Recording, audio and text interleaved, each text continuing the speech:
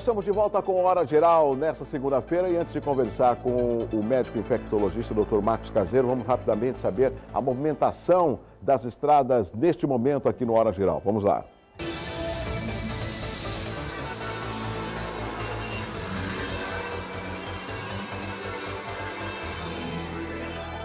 Sistema Anchieta Imigrantes com o tráfego bom, operação 5x5, a visibilidade também é boa, apenas o tráfego lento na chegada ao Planalto. Cônico Domênico Rangoni, Padre Manuel da Nóbrega, o trânsito bom e visibilidade boa. Já as balsas Santos Guarujá, nesse momento 6 embarcações. Guarujá Bertioga, 1 embarcação. São Sebastião e Ilhabela no litoral norte, neste momento com 3 embarcações. Vai viajar, não se esqueça que o rodízio hoje é para placas finais 1 e 2 que não podem circular no centro expandido de São Paulo. Vamos conhecer agora o tempo nesta manhã de segunda-feira.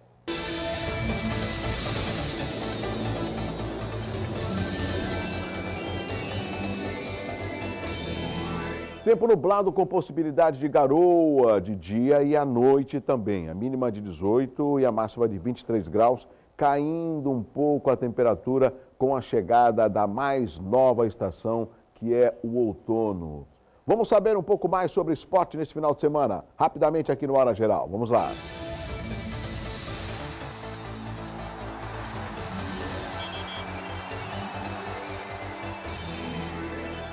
Na Vila Belmiro, o Santos bateu o Palmeiras por 2-1 com gols de Neto e Thiago Ribeiro. E pelo Palmeiras, quem marcou foi Allan Kardec.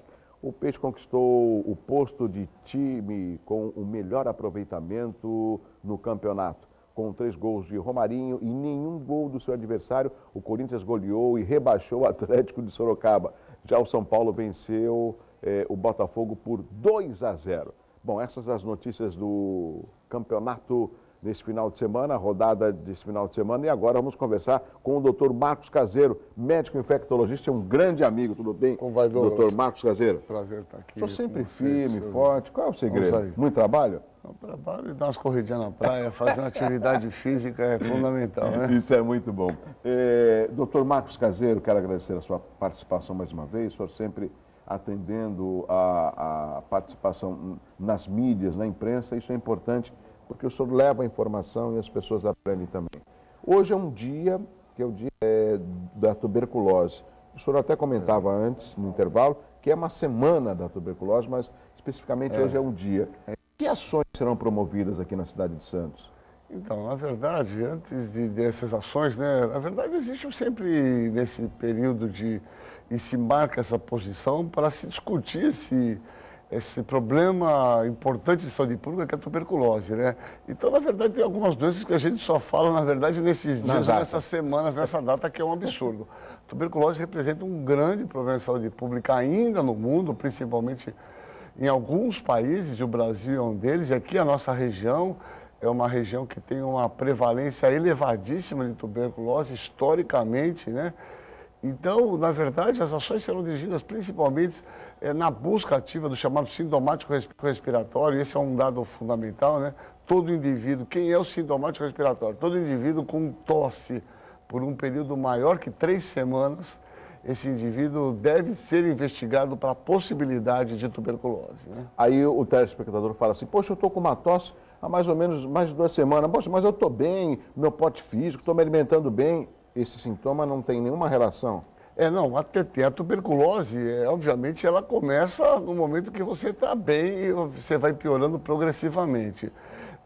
A tuberculose, classicamente, que a gente conhece, né, é uma doença que cursa com, além da tosse que pode acontecer, uma tosse prolongada, num primeiro momento não produtiva, depois você começa a produzir uma expectoração amarelada, mas você pode ter as coisas clássicas, aquela febre do final da tarde, suadeira noturna, associado à perda progressiva de peso, emagrecimento importante.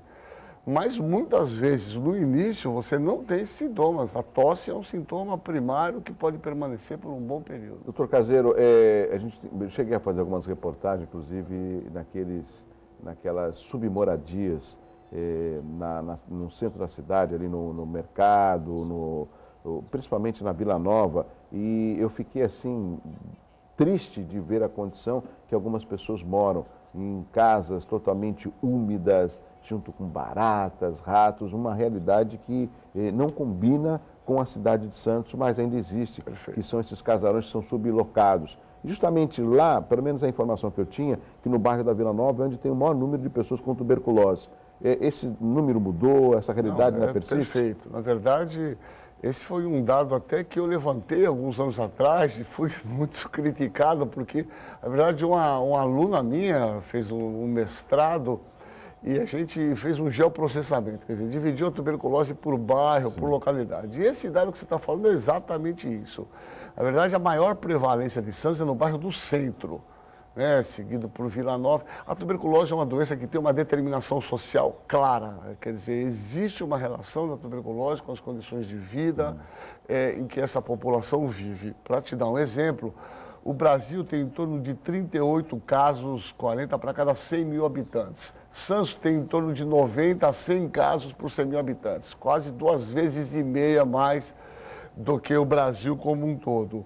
Se a gente pegar o município de Santos e dividir ele, por exemplo, a orla da praia tem em torno de 30 a 40 casos, tem até menos do que o Brasil como inteiro. Mas se a gente pegar a zona noroeste, a gente chega a ter 110, 120, e na região do centro especificamente, a gente chega a ter, isso é um indicador, precisa tomar cuidado, obviamente, a gente chega a ter mais de 1.000 casos por 100 mil habitantes.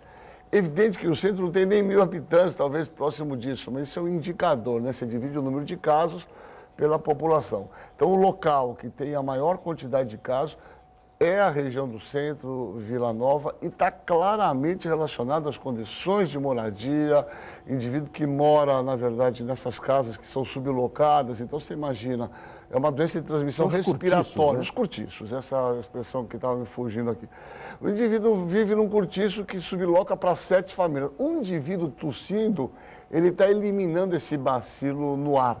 Quer dizer, o tossidor crônico, ele elimina esse bacilo que chega a ficar até 72 horas em suspensão, num ambiente úmido, sem sol, que não tem a ventilação. Então, o indivíduo entra, outro sai, entra, ele acaba respirando, acaba inalando e acaba se contaminando, né? Então, há uma clara determinação social e uma relação muito nítida com condições de moradia, condições de alimentação e condições socioeconômicas, né? Agora, o senhor acabou aí explicando um quadro que nos traz preocupação, porque nesse caso não é só internar esse paciente que tem a tuberculose, porque eu já tive a oportunidade de conversar com o Dr. Marcos Caseiro algumas vezes, e ele falou que justamente quando começa a pessoa com tuberculose a tomar o medicamento, ela tem uma melhora, ela para de tomar e aí que é o pior. Ou seja, não tem como ficar uns 6 meses internado até ficar totalmente curado. Exatamente, isso não existe mais, né? Na verdade, existiu a tuberculose tem alguns momentos da vida e da história da tuberculose que o caminho era internação, né? Então se levava os indivíduos para áreas mais elevadas porque se imaginava que lá a tensão de oxigênio é menor e o bacilo vive no pulmão porque ele gosta de oxigênio, né? O bacilo da tuberculose, então se levava lá para, e ainda tem hoje o sanatório lá em Campos do Jordão, e outro tempo se levou aqui para Santos. Santos já foi uma localidade, o Guilherme Alves foi importante como sanatório de tuberculose no começo do século passado. Mas assim, hoje em dia não, hoje em dia os pacientes se tratam em casa, porque o indivíduo quando começa a tomar o remédio, em torno de 15 dias, ele continua até tossindo um pouco, mas ele não elimina mais um bacilo viável, possível de causar doença nos outros indivíduos. Então, essa é uma consideração importante. Por isso, a importância do diagnóstico precoce, para tratar esses indivíduos e tirar esse indivíduo que está transmitindo a doença para outros. E a segunda coisa, você citou, impressionante a sua memória, é muito boa, mas o grande problema que a gente tem no mundo, e a nossa cidade não é diferente, é o abandono. Porque acho que todo mundo já tomou um remédio, quando teve uma dor de garganta, você toma um antibiótico 3, 4 dias, você melhora, ela fala, poxa, para que eu vou ficar tomando 7 dias que o médico mandou? Tuberculose é igual. O indivíduo chega, muitas vezes, perde 18 quilos, 16 quilos, ele começa a tomar a medicação e em um mês ele recupera totalmente. Acho que é uma das doenças que mais gratifica um médico tratar a tuberculose e tamanha a melhora desse paciente. Ele toma um mês e fala, poxa, para que eu vou ficar tomando 6 meses? Então o abandono é muito grande e por isso a Organização Mundial de Saúde adotou uma estratégia que chama DOT, no inglês, que é a terapia diretamente observada. Hoje, os pacientes com tuberculose têm que ir no serviço de saúde de segunda a sexta-feira e têm que tomar o medicamento de uma forma assistida. Quer dizer, ele vai lá, vem engolir, mas muitas vezes o cara toma um mês e também não volta no serviço, acaba se perdendo, né? Porque também você tem uma população de rua, você tem indivíduos usuários de crack, muitas vezes, que acaba você tendo uma grande dificuldade em conseguir com que esse paciente, né, faça uma adesão à terapia de uma forma efetiva, né? E ele está justamente no estágio, principalmente o usuário de crack, que ele não tem perspectiva nenhuma da vida dele, o que vier para mim é lucro. Então, como que ele vai ter esse compromisso de se preocupar em tomar um remédio para que ele possa ter uma melhora de saúde? Exatamente. Essa é uma discussão que muitas vezes não é num programa, doutor Caseiro, que a gente vai discutir porque o nosso tempo é escasso, mas é um triste retrato da nossa cidade de Santos. Esse é um triste retrato, na verdade, do Brasil como um todo. Eu gostaria de aproveitar esse momento para a gente falar muito rapidamente, porque num primeiro momento se imaginou que o usuário do crack, que é uma droga devastadora do ponto de vista físico, mas principalmente psicológico, se imaginou que essas pessoas iam morrer. Quer dizer, que a perspectiva usando essa droga é que essas pessoas terão uma sobrevida muito pequena, a impressão que eu tenho. E, na verdade, essas pessoas não morrem, né? Na verdade, elas usam de uma maneira absurda, continuada, e acabam vivendo numa condição subhumana por um período muito grande. Quer dizer, usando droga, engravidando, você tem uma série de pacientes grávidas, usuários de droga, que é uma outra realidade. E eu acho que esse é um problema que o Brasil como um todo deveria encarar de uma maneira mais séria, uma discussão mais aprofundada na questão desses usuários de droga, que é uma vergonha do ponto de vista social, público, sanitário e tudo mais. Doutor Caseiro, semana passada a cidade de São Vicente teve um registro de um jovem que veio a falecer de meningite.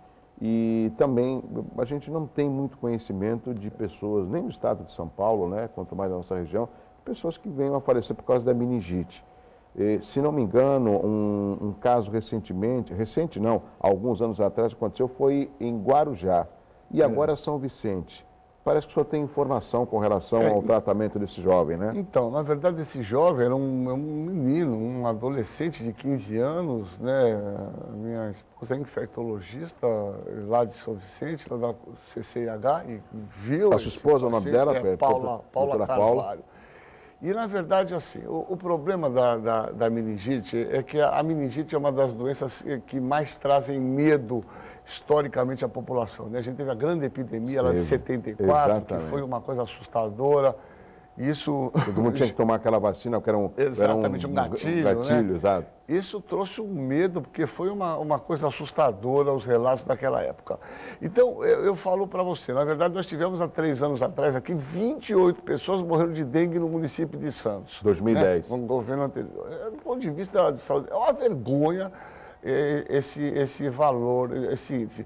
Mas quando você fala em meningite, isso traz um pânico por conta da transmissão interpessoal. Bom, a meningite é uma doença cuja evolução dela está ligada especificamente à precocidade do tratamento.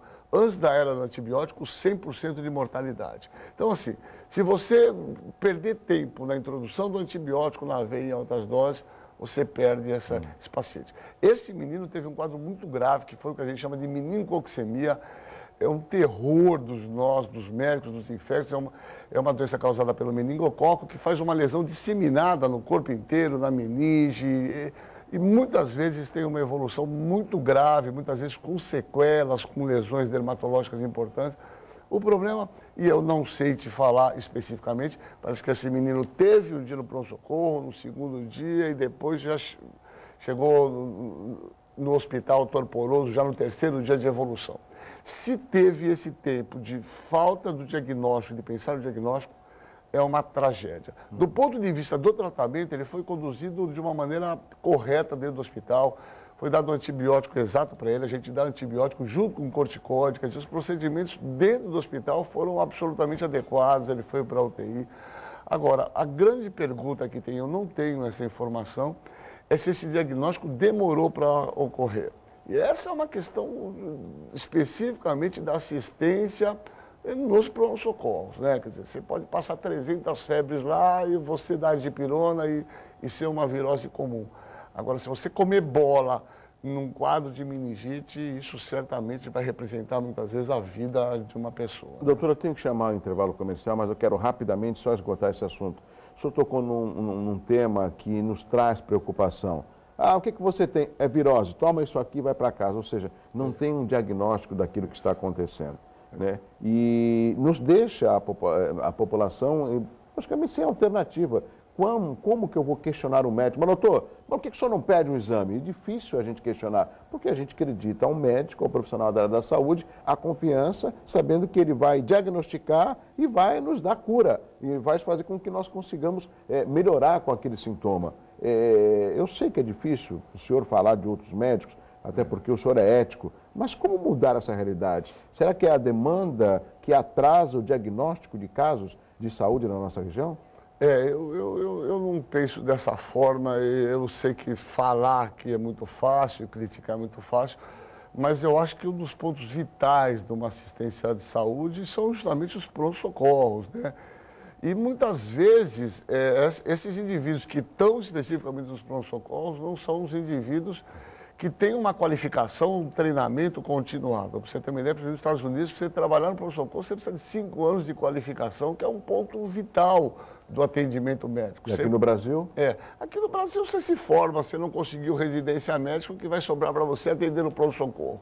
Então a gente tem um grande problema, que é a questão da qualificação, e eu não estou de maneira nenhuma dizendo que os indivíduos não estão qualificados, mas eu estou dizendo que assim, é um ponto vital do atendimento. E um outro problema que acontece aqui, a porta de entrada no nosso serviço, historicamente, é o pronto-socorro. Então o pronto-socorro acaba sendo um lugar que todo mundo vai porque, estou com tosse. Ele não tem a relação com a policlínica, é o pronto-socorro. Então o pronto-socorro acaba sendo um local que todo mundo entra no serviço pelo pronto-socorro e ele acaba se sucateando e acaba você perdendo a capacidade de dar uma atenção adequada que deveria nos casos mais complicados, né? Doutor Marcos Caseiro, médico infectologista aqui no Hora Geral. Rápido intervalo, doutor Marcos. Na sequência, o Matheus Barros do Boqueirão tem perguntas aqui pelo 3041-6777. Eu volto já.